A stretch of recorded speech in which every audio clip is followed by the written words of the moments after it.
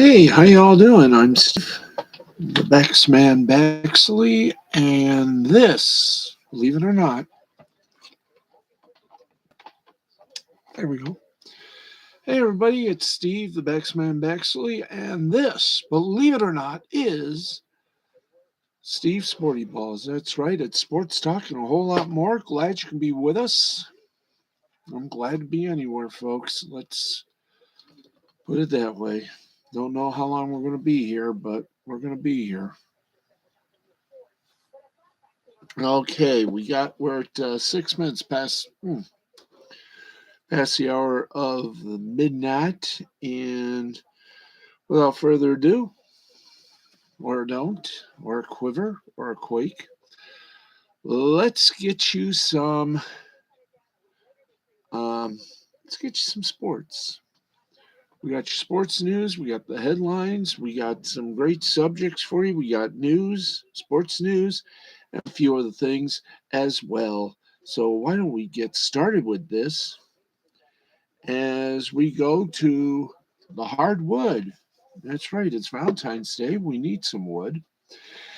And it's time for our basketball segment, first segment of the broadcast. And that means that all of our scores, they are sponsored in part by, well, not sponsored, they're presented by Caesars Sportsbook. Remember, we are all Caesars, and even Caesars know uh, when to set a limit. And if you need a little help, if you think you got a gambling problem and you need some help, well, there's some great people to help you. They're from the National Problem Gambling Helpline. The number is 1-800-522-4700. That's 1-800-522-4700. All right, let's pop in. We've only got one game that is still going on as we speak. Oh, the Duval. And I mean as we speak, ladies and gents. Boom. And that game is in the third quarter. 3:42 remaining. The LA Clippers lead the Golden State Warriors 83-71. Yes, sir. Okay, some final scores. Washington Wizards slept and smacked the Pistons 103-94. Bay for Detroit, 24 points, 5 rebounds, and 5 assists. Kuzma for Washington, 23 points, 7 rebounds, and 2 assists. Not bad at all. In overtime, it was the Oklahoma City Thunder over the New York Knicks, 127-123. Man of OKC, 30 points, 2 rebounds, 1 assist. Randall of New York, 30 points, 13 rebounds, and 10 assists. Sacramento Kings lost a big one to the Brooklyn Nets, 109-85. Fox for Sacramento, 26 points, 2 rebounds, 3 assists. Curry for Brooklyn, 23 points, 7 rebounds, 5 assists. Portland Trailblazers took care of the defending NBA champion Milwaukee Bucks, 122-107. Simons for Portland, 31 points, 2 rebounds, 6 assists. Holiday for Milwaukee, 23 points, 2 rebounds, and 6 assists. San Antonio Spurs lost to Chicago Bulls this evening, 120-109. Walker the fourth for San Antonio. Hi, Dandelion. We're doing the basketball, and then we got your favorite hockey coming up. Walker the fourth for San Antonio, 21 points, 5 rebounds, 2 assists. DeRozan for Chicago, 40 points, 3 rebounds, and 7 assists. New Orleans Pelicans, once again, had a little Mardi Gras going a little early. They beat the Toronto Raptors 120-90. Van Fleet for Toronto, 20 points, 5 rebounds, 2 assists. McCollum for New Orleans. Oh, he done good. Yes, there. 1 3-point, 4 rebound, 5 assists. Utah Jazz. Do they really play Utah? I mean, do they really play Jazz in Utah? Gotta get to bed. Just stop by, say hello. Well, thank you very much, Schnookums. My love to you and your family. Jazz 135, Rockets 101. Martin Jr. for Houston, 16 points, 1 rebound. Mitchell for Utah, 30 points, 6 rebounds, 7 assists. Let's give it to you this way. Denver Nuggets over the Orlando Magic by 10, 121 to 111. Wagner for Orlando, 26 points, 8 rebounds, 4 assists. Jokic for Denver, 26 points, 15 rebounds, and 7 assists. That's right. And was that it? Yeah, that was it for the NBA. Coming up, we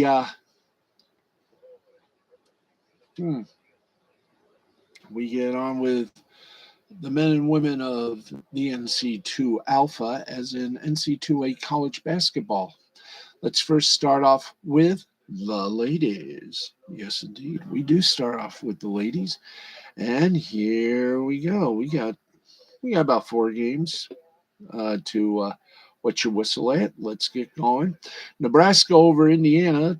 Let's try it again. Nebraska over number 5 Indiana, 72-55. 13th ranked Maryland over 22nd ranked Iowa, 81-69. There we go. 17th ranked Florida took care of Auburn, 83-77, and 18th ranked Ohio State spanked Illinois, 86-67. Now, do we do it again? No, we don't. We just hit the other button. That's right. And there's only one game to report on for the men. 6th ranked Kansas over Oklahoma State, 76-62. So 2 down. And we got a 2 to go. That's right. It's now time for the G League. That's right. Time now for the G League. And boy, there we go. Aha. Thought you can fool me, fellas, but we always make sure we hit that proper button. G League, of course, presented by Gatorade. Is it in you? It's in me. So, do we have any scores from Monday? Oh, yes, we do. There was a Valentine's plethora of action in the G League. Let's go to the scoreboard. And we tell you, the Fort Wayne Mad Ants beat up on the College Park Skyhawks, 137-128. Long Island Nets defeated the Grand Rapids Gold, 115-86. Santa Cruz Warriors over the Iowa Wolves, 119-113.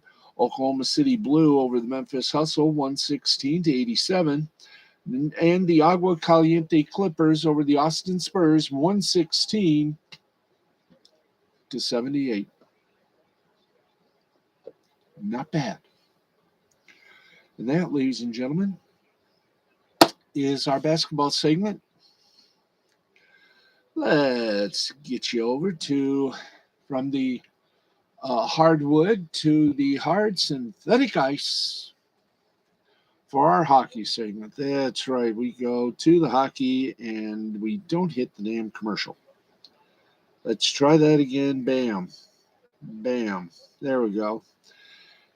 And by the way, a little plug. We're full of plugs, folks. Don't forget, tomorrow on CBS, they begin the round of 16 in the UEFA Champions League. Coverage begins at 2 p.m. Eastern Time with a pregame show, and the kickoff is scheduled for 3 p.m. Eastern. It is Paris Saint-Germain. That's right. Let's give you who's going to be on. Hi, how are you? Where are we here? Oh, yes. Okay. The round of 16, got to tell you, it's looking very interesting. But let's give you what you're going to see tomorrow on CBS at 2 p.m. Eastern Time with the pre-show, 3 p.m. Eastern on your CBS television network. It's also streaming on Paramount Plus. Real Madrid takes on Paris Saint-Germain. Get ready. PSG versus Real Madrid. That is tomorrow. 3 o'clock kickoff, 2 o'clock pre-show. It's going to be a blast. Okay, and while we're on the subject of little plugs, trust me, we do have little plugs here. It's a Valentine's Day review of Whiskey Freedom in Canada on Recato Law. That started about 16 minutes ago. Law Splaining the Interwebs with the humble Minnesota lawyer, Nick Recato. Join him and all of his wacky gang as he makes sense out of anything and everything judicial and has fun with it and drinks a lot of whiskey. That's Law Splaining the Interwebs on the Recato Law channel.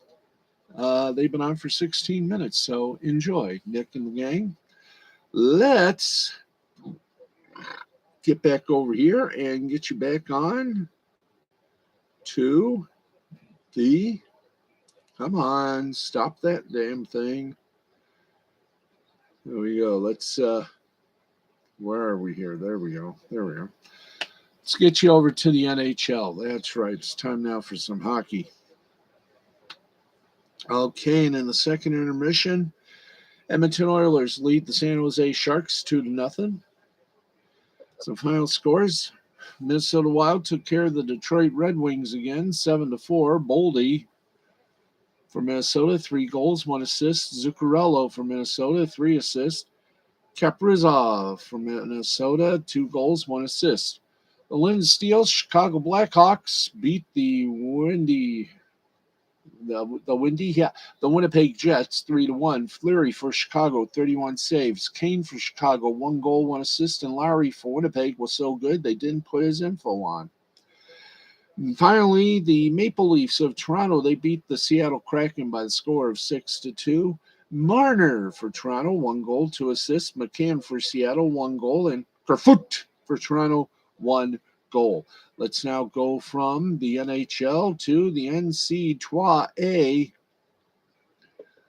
for their scores for both men and the ladies, or just the men.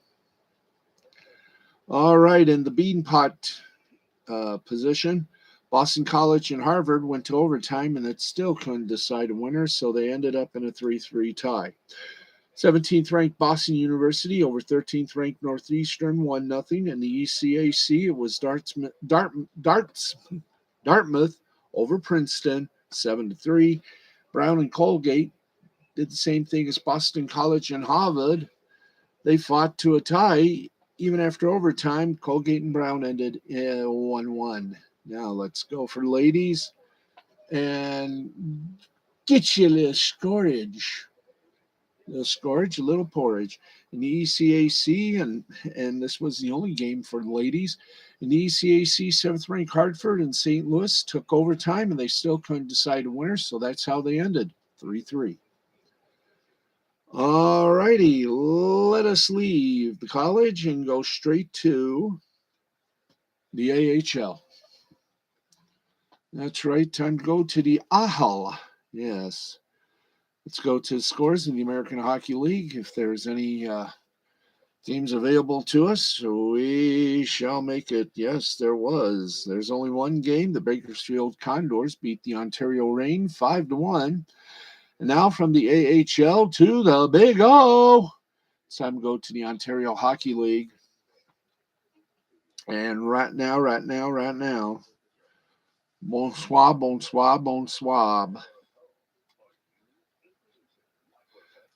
No games tonight. It was Valentine's Day after all. We got 2 games on Tuesday. So the OHL has been taken care of for tonight. Let's get you with all the minor leagues. Let's see, 2 down and 2 to go. Let's head them up with the East Coast Hockey League, otherwise known as the ECHL. And let's see if they took the day off. Valentine's Day, a day of love. That's right. The day of love. The day of love. Yeah. Thank you. All right.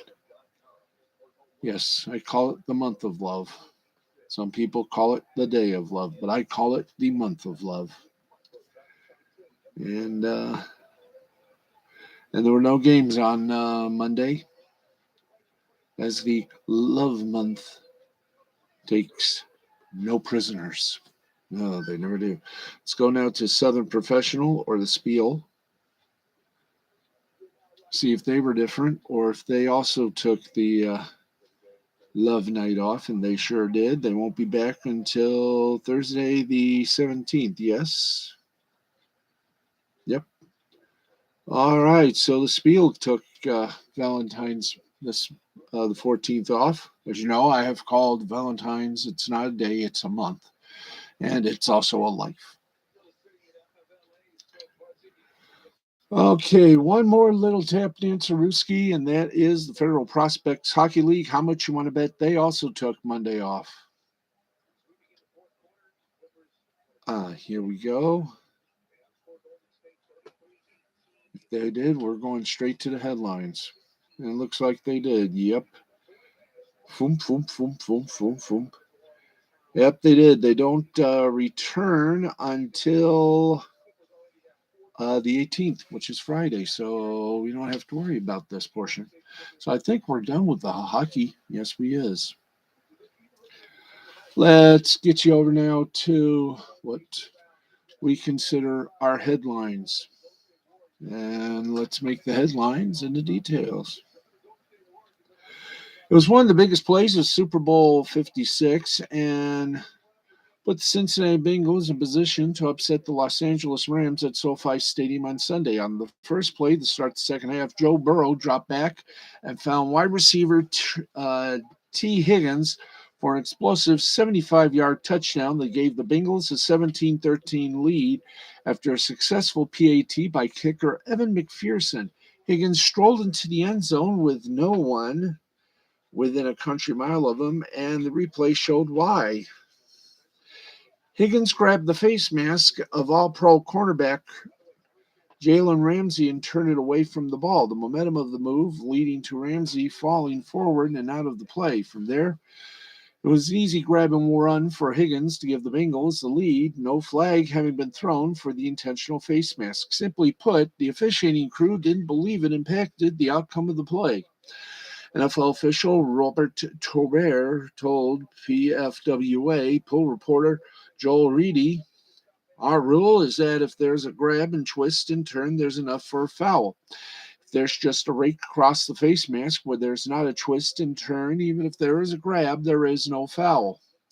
The officials did not see any contact that rose to a level of foul for a 15-yard face mask. So there. But of course, we all know who won. Rams were able to overcome Higgins' touchdown to win the second Super Bowl in franchise history with a late game drive by their newly minted quarterback, Matthew Stafford. It was punctuated by a touchdown grab from eventual Super Bowl MVP Cooper Kupp. It wasn't the only controversial call, no call of the game, with a potential holding penalty going uncalled against Ramsey early in the game that led to a Bengals field goal instead of a possible touchdown for Cincinnati. Plus, let's not forget, there was another one that everybody must have forgot. That was the unsportsmanlike conduct. But as they said, that is now no longer warranted. In the NBA, the NFL season is now over. We await the USFL coming in the summer. Okay, Tyreke Evans in the NBA Tyreke Evans has been reinstated by the NBA after a 2-year ban caused by his violation of the NBA Players Association anti-drug program, the league announced on Monday. Evans will be eligible to sign with a new team as soon as Friday, should interest in his services exist. The former number 4 overall pick was the 2009-2010 Rookie of the Year in a class that included future superstars Stephon Curry and James Harden.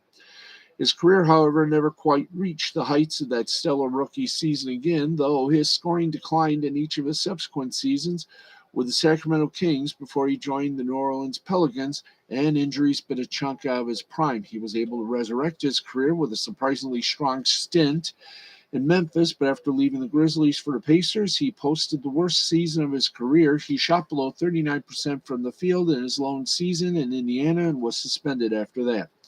Now, the 32-year-old Evans will presumably attempt to return to the league and recapture some of that scoring and playmaking success that made him one of the best young players in the NBA. He has been working out in Miami with John Wall and Michael Beasley, according to Mark Stein. And with teams mulling possible additions on the buyout market, Evans could get a look from a contender interested in taking a very high-risk, high-reward swing. We wish him luck. Oh, boy. Well, this one may bite big. With Super Bowl 56 now in the rear views and Super Bowl 57 not even close to being in the rear views, the NFL has nothing to distract itself from the glaring allegations against Miami Dolphins owner Stephen Ross, who is a big supporter of the University of Michigan. These accusations levied by former head coach Brian Flores in a lawsuit that claims Ross offered as much as $100,000 for every loss the team landed in 2019. The alleged goal was to intentionally tank for a better draft spot, something that strikes at the very heart of the league's integrity. And after initially issuing a statement stating Flores' allegations were without merit, NFL Commissioner Roger Goodell has since done an abrupt and definitive about-face. The league has not only launched an investigation into Flores' allegations of Rooney Rule violations by the New York Giants in their hiring process that ended with Brian DeBoll being named head coach, but also into claims Ross was attempting to pay for losses. It is a damning allegation that, if proven true, could result in extreme discipline up to and including Ross being forced out of the NFL by a vote of other owners, so says NFL Network's Ian Rappaport. Goodell said on Wednesday, I do believe that clubs do have the authority to remove an owner from the league. Well, let's see you do that to Dan Snyder. Now, it would require a 3/4 vote among ownership, but given the accusations, it is entirely possible, that is, of course, if the NFL can prove an offer to Flores occurred, which would also lead to sanctions by the league itself against the organization and not simply against Ross, that could come in the form of a massive fine and or loss of future draft picks. And anything else Goodell feels is justified, although the commissioner won't speculate on what the punishment or punishments would be, other than to intimate they match extreme severity of the possible violation. Ross adamantly was very adamantly denied the allegations. He said via the Miami Herald, I am a man of honor and integrity and cannot let them stand without responding. I take great personal exception to those malicious attacks, and the truth must be known. His allegations are false, malicious, and defamatory. We understand there are media reports stating that the NFL intends to investigate his claims, and we will cooperate fully. I welcome the investigation, and I am eager to defend my personal integrity and the integrity and values of the entire Miami Dolphins organization from these baseless, unfair, and disparaging claims. Now, it wouldn't be the first time an NFL owner had been forced out, with former Carolina Panthers owner Jerry Richardson having been forced to sell 5 years ago in light of racial slurs and sexual harassment allegations, the latter mirroring what Washington Commanders owner Dan Snyder is currently attempting to defend himself against, both to the U.S. Congress and now the NFL. The investigation into Ross is still in its infancy, but the league appears hell-bent on getting to the truth of the matter, considering the possible ramifications that extend into the realm of sports betting. Okay, let's, oops. Damn you. Okay, let's get over there. By the way, we've reached a halfway point in the broadcast. It's 30 minutes after midnight at the Oasis. Okay, speaking of Harden, as we did in our previous story, Fans in Philadelphia eager to see James Harden make his debut for the 76ers will have to wait a little longer. On Monday, Sixers announced that Harden will be sidelined through the All-Star break as he continues to nurse the left hamstring injury that he suffered as a member of the Brooklyn Nets prior to the trade deadline move that landed him in Philly. As a result, Harden will not participate in Sunday's NBA All-Star game despite being selected as a reserve.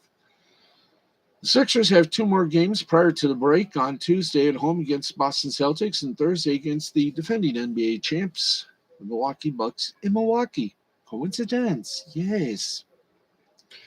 Now, they won't have Harden's services for either of those contests. Their first game after the break is February 25th, Friday, against Timberwolves in Minnesota, so that's a possible return date for Harden, unless they want him to debut at home. In that case, their next home game is against the Knicks on March 12th. Now, the good news for the Sixers is that Harden already passed his physical and he participated in his first practice with the team on Monday. And he looks good in the Philadelphia uniform. Okay, it is time. We haven't done this in a while because we haven't had a chance. Now, we got our chance. Yay. It is time for the college basketball rankings, the top 25, and here we go. We'll start with the one that's on the outside looking in. Arkansas, number 26. Number 25, Murray State. Number 24, St. Mary. 23, Alabama. 22, Marquette. 21, USC. 20, Ohio State. Number 19 is Wyoming. Number 18 is Tennessee. Number 17 is Texas. 16 is Houston. 15 is UCLA. 14 is Michigan State. 13, Wisconsin. 12th, Villanova. 11th, Illinois.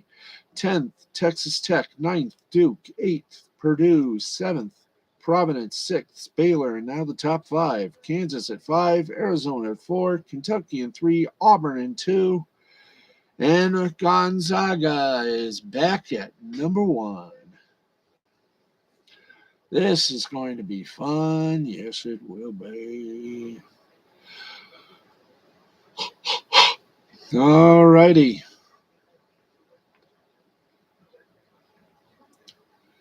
How many D? How many da? How many do?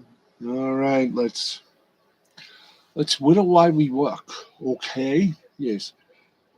Okay, let me just do this. Thank you. There, I had to move. All right, it is time for a little. Oops, did that wrong. There we go. No. Let's do a little awful announcing while we are here. That's right. Give you a little media bite or 2 or 3. And wow.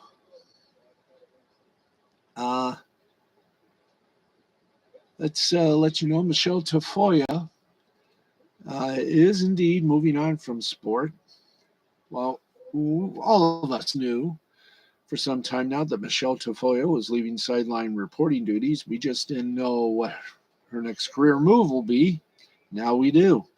Thanks to an interview with Richard Deitch of The Athletic for his sports media podcast. She's going to be working in politics. Specifically, she'll be co-chairing a Republican campaign for governor in Minnesota, which will involve various TV appearances and a possible appearance at the Conservative Political Action Conference, otherwise known as CPAC.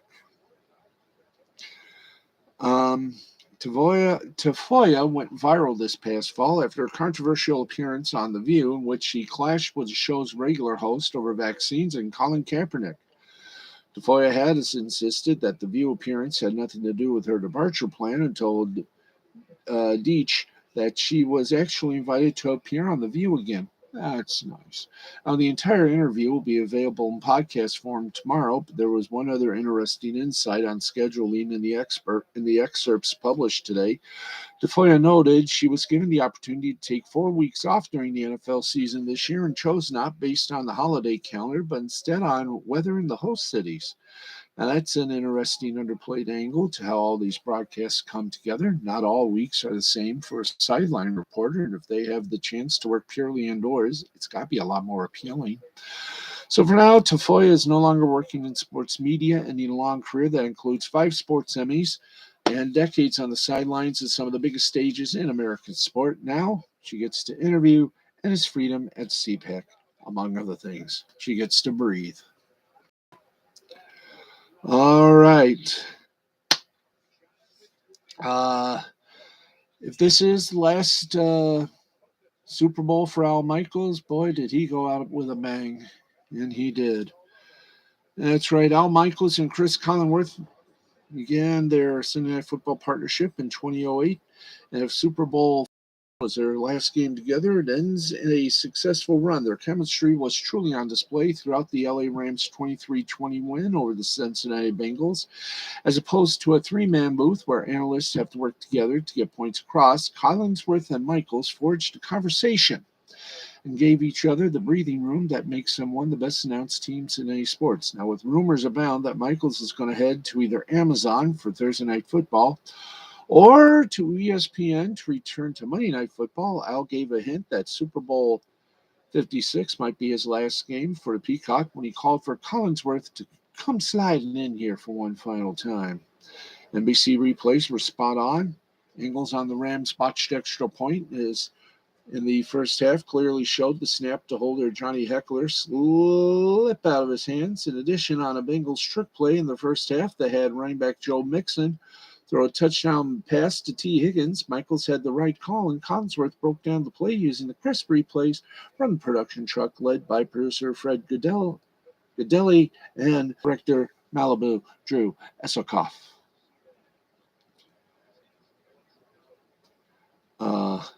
And what can we say? NBC found multiple replays showed Higgins actually pulling Ramsey's face mask and throwing him aside, which should have been offensive pass interference. That would have been a perfect time to bring in rules analyst Terry McCauley, but as with the rest of the game, he wasn't utilized much at all, which was a shame. That's because there weren't many penalties all night. There were flags thrown on consecutive plays in the final 2 minutes of the Rams' winning drive, including a suspect holding penalty on the Bengals, where both Collinsworth and Michaels questioned the validity of that call. As the defenses took over the game, especially the Rams, Collinsworth was able to show the failure of the Bengals' offensive line as Burrow was repeatedly sacked 7 times. Now, while unpleasant to watch, NBC even offered an important replay angle of Joe Burrow's apparent knee injury, capturing him screaming in pain immediately after the awkward hit. Now, as Collinsworth is the analyst, he is paid to second-guess calls, but he made several correct first guesses, including a Joe Burrow run on 4th down in the third quarter. And I do not believe this, so... can we, get back? Come on. I hate this. Thank you. Boy, oh boy, oh boy. We can't even finish a dang show. All right, let's,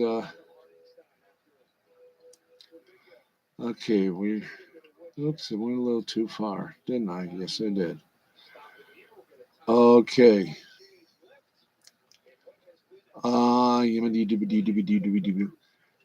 Let's see. Do we have a Yeah. Now, with the game tight throughout, Michaels and Collinsworth did not have to go into blowout mode, staying on the strategy of the coaches. Now, as with previous Super Bowls, NBC used a big game to launch a new score bug and graphics package. Compared to the previous ones, this one was cleaner and less cluttered to even fit the Telemundo coverage. And it certainly looked better than the leaked version that came out earlier this week. Graphics were cleaner and made for a better look on screen. Wasn't bad at all.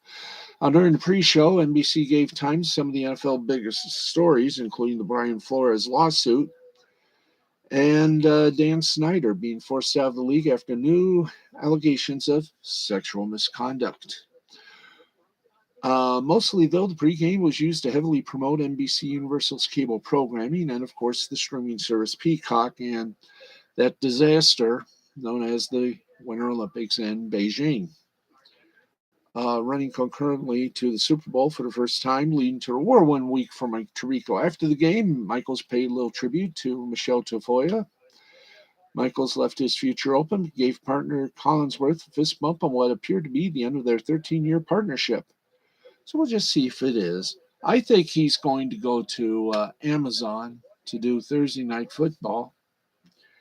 Um, Now, if he even landed at ESPN ABC, their first Super Bowl opportunity won't be until 2027. So we might as well just say it. Technically, this was his 11th Super Bowl broadcast, tied him with Pat Summerall of CBS and Fox. He can still rise to the occasion, set the right mood, and set up his partner for success. Our friends at Awful Announcing gave Michaels and Collinsworth an A. We think it deserved an A plus. Next year will be on Fox. By the way, Telemundo did excellent and should do more coverage, more, and they will.